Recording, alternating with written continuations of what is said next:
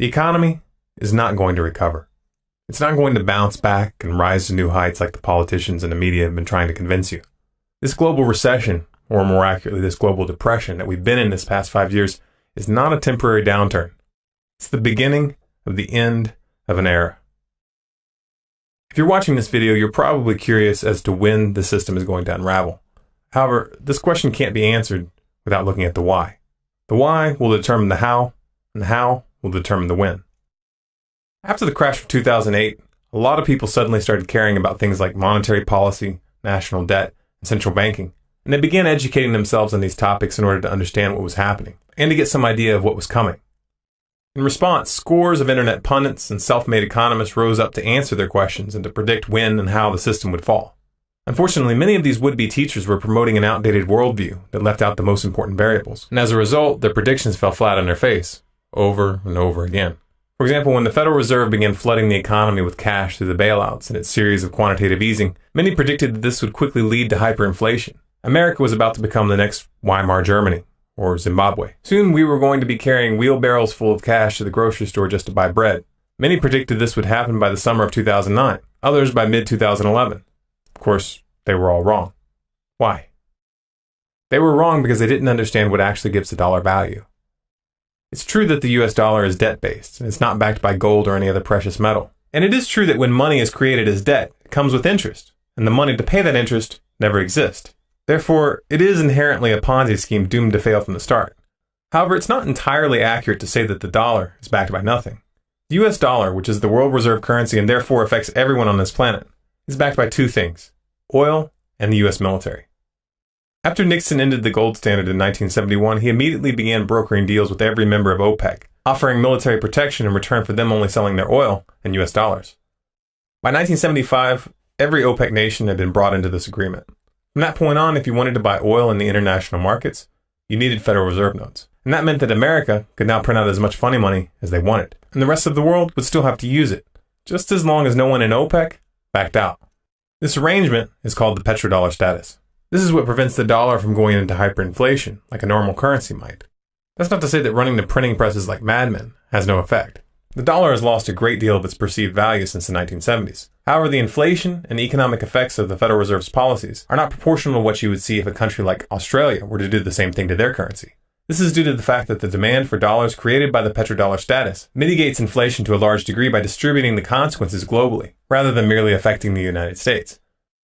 Essentially, America gets to write hot checks, and the rest of the world has to pay the bill.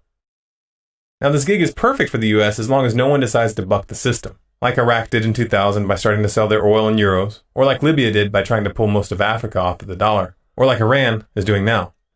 As long as the US military is able to crush or intimidate any major oil-producing nation that defies them, the petrodollar arrangement will stand, and the dollar will retain its position. What this means is that the economic collapse cannot be predicted by looking at stock market charts, interest rates, GDP, or any of these other standard economic indicators. Because as long as America has the power to write hot checks at the entire planet's expense, they're going to keep bailing out the banks and the corporations. There's no question about that whatsoever. Heck, they'll drop money out of helicopters if they have to. Of course, the situation can't last forever. The obscene national debt, the massive derivatives black hole still on the books, and the impending municipal bond crisis will eventually destabilize the rest of the system. And if allowed to run its course with these bailouts and the quantitative easing cushioning the fall, we would be in for a very slow, painful economic death spiral.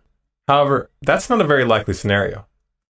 As of right now, our present course has us heading towards a third world war. This is where the game will most likely play out unless we take drastic action, and this is where we need to be putting our attention. The showdown that's developing in Syria and Iran, with the US finally acknowledging that military action is being planned, has been in the works for many, many years. The evidence was readily available for those who were willing to take the time to research it. And U.S. Army General Martin Dempsey, the chairman of the Joint Chiefs of Staff, said he provided President Obama with the options for the use of force in Syria. He said the U.S. is considering what he termed as kinetic strikes in Syria, but he did not go into further details. We see that the war talk is escalating, not just on this side of the Atlantic. British generals basically echo what the U.S. says, but in even stronger terms. We talked about this in detail and predicted what was coming in several of our videos, including the road to World War III, and World War III has already begun. Over and over and over again, we've been showing you how China and Russia have been warning the US and NATO not to go down this path, showing you how they've been warning that thermonuclear war could result. And we've shown you that in spite of this, the US has been steadily pushing forward, ignoring the warnings. But why Iran? Well, because Iran is sitting on the world's third largest oil reserves, because they control the Strait of Hormuz, which is the world's most crucial energy transport choke point, with 17 million barrels of oil passing through it each day, and because Iran is not bowing down to the US and NATO. They don't like the petrodollar, and they've been pushing for an alternative. This past year, we showed you this clip, which made it pretty clear that they would find some way to draw Iran into a war. I frankly think that crisis initiation is really tough. And it's very hard for me to see how the United States president can get us to war with Iran. Which leads me to conclude that if, in fact, compromise is not coming, that the traditional way of America gets to war is what would be best for U.S. interests. Some people might think that Mr. Roosevelt wanted to get us into World War II, as David mentioned. You may recall we had to wait for Pearl Harbor. Some people might think Mr. Wilson wanted to get us into World War I. You may recall he had to wait for the Lusitania episode. Some people might think that Mr. Johnson wanted to send troops to Vietnam. You may recall he had to wait for the Gulf of Tonkin episode. We didn't go to war with Spain until the until the Maine exploded. And may I point out that Mr. Lincoln did not feel he could call out the Federal Army until Fort Sumter was attacked, which is why he ordered the commander at Fort Sumter to do exactly that thing which the South Carolinians had said would cause an attack. So if, in fact, the Iranians aren't going to compromise, it would be best if somebody else started the war. One can combine other means of pressure with sanctions. I mentioned that explosion on August 17th. We could step up the pressure. I mean, look, people, Iranian submarines periodically go down. Someday one of them might not come up. Who would know why? We can do a variety of things if we wish to increase the pressure. I'm not advocating that, but I'm just suggesting that this is not a either-or proposition of, it's just sanctions has to succeed or other things. We are in the game of using covert means against the Iranians. We could get nastier at that. The current drive to topple Syria fits with this strategy. Iran and Syria have a mutual defense agreement, and Iran is already sending troops to Syria in their defense. Russia is also signaling its involvement, sending advanced anti-aircraft missiles to the Syrian government, and positioning its naval forces off the coast of Syria. We showed you this clip at the end of 2012, which gave us a hint as to the timetable. There will also be many, many side effects, all of them adverse, from an Israeli strike. But at the end of the day, if we don't get it done the way the administration's working on it now, which I totally agree with, then we ought to take them out. Secretary Clinton. Well, we're working hard. We're working hard. I said at the end of the day. The end of the day may be next year. It will be next year. The three individuals in this clip, James Baker, Hillary Clinton, and Charlie Rose, are all members of the Council on Foreign Relations, an organization which has been calling for the invasion of Iran for many years now, an organization who has people in positions of power to ensure that it happens. Thank you very much, Richard, and I am delighted to be here in these new headquarters.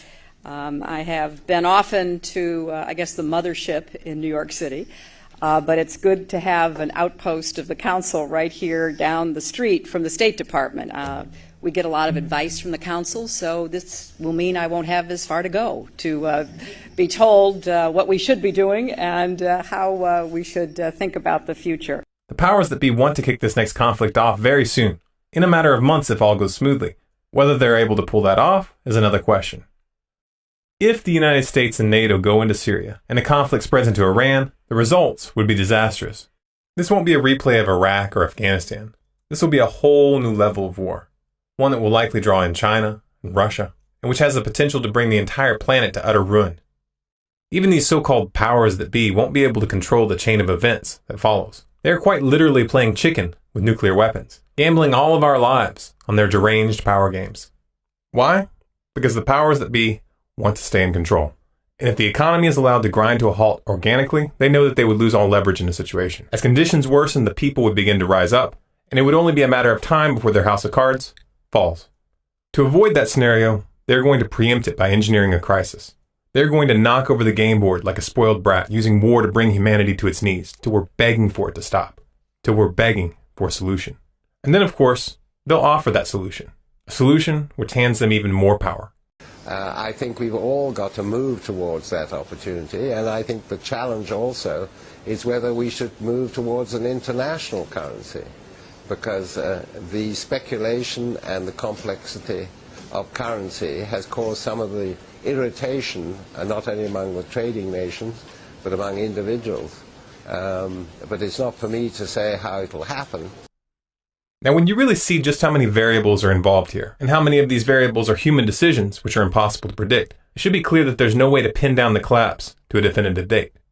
That said, the escalation in Syria and Iran this next year has the real potential to set off a chain reaction that could very easily bring the global economy to its knees.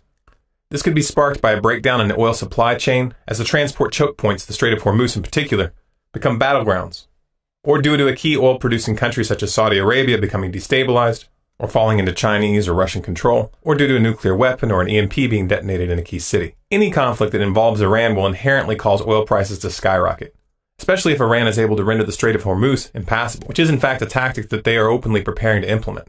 If the economy unravels during this conflict, which is quite likely, the government would have the perfect pretext for a total crackdown, establishing martial law and rooting out political dissidents. This is why they've been preparing along these lines, putting totalitarian laws into place like the NDAA and the Patriot Act, and setting up elaborate systems of surveillance and oppression. Historically, governments have always used the fog of war as a cover to stamp out political opponents and to strengthen the power of the state. As fascinating and frightening as this picture might be, rather than obsessing about when and how this is going to happen, we need to do everything in our power to alter our current course. We must prevent the powers that be from drawing us into a third world war, and we must neutralize their capacity to dictate the chain of events domestically. That's going to require widespread disobedience within the military and the civilian population. In short, we need a revolution. We created a video precisely for this purpose, Revolution, an Instruction Manual. Please watch that video and read the books that it recommends. A true popular uprising will not prevent the economy from collapsing, but it's our only chance to prevent the psychopaths that got us into this mess from retaining control over what comes next. And that is the topic of our next video. What comes next?